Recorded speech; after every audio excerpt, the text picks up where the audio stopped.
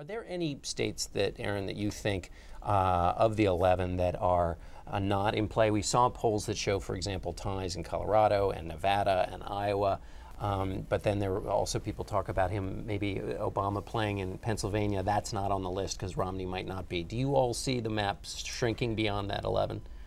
Well, I think for the longest time we've thought that the map looks better for Obama, and it does, although I do think where the expansion is happening now is not in places like Arizona, but is more in places like potentially Wisconsin and potentially Pennsylvania, we thought, but you're right, the Romney campaign is having second thoughts about that, it seems.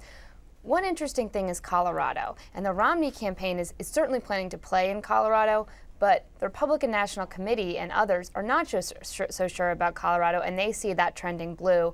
New Mexico is certainly blue at this point. It's long been a swing state, but we don't consider it one really this cycle. But Colorado is seeming to go that way as well. Can I just add a couple points that I think it's too early, for us to sort of start eliminating swing states. I mean, I don't think at this point 4 years ago a lot of us thought Obama was going to win Indiana, for instance. But having said that, you look at a state like North Carolina.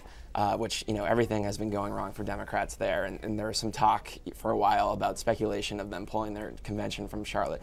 But if you take a look at a state like North Carolina, I mean, if President Obama wins North Carolina, he's going to win in a landslide. Right. So you can't eliminate a state like that. I don't think you can necessarily eliminate Pennsylvania from the Romney column, but you can look at that and say that it's not so important because if he takes that state, then he's going to win anyway. So there really is about 8 states that are the toss-ups. And speaking of North Carolina, it's one of the places where Governor Romney's campaign is actually spending money to advertise. One of the best ways to sort of see what their real strategy is where they're putting their money. And North Carolina is one of those places.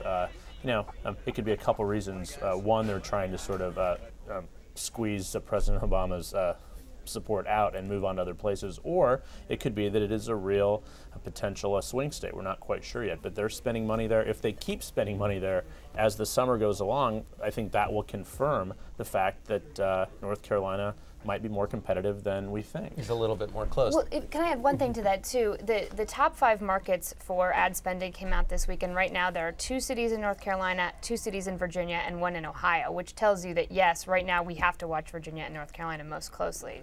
So just to underscore that point.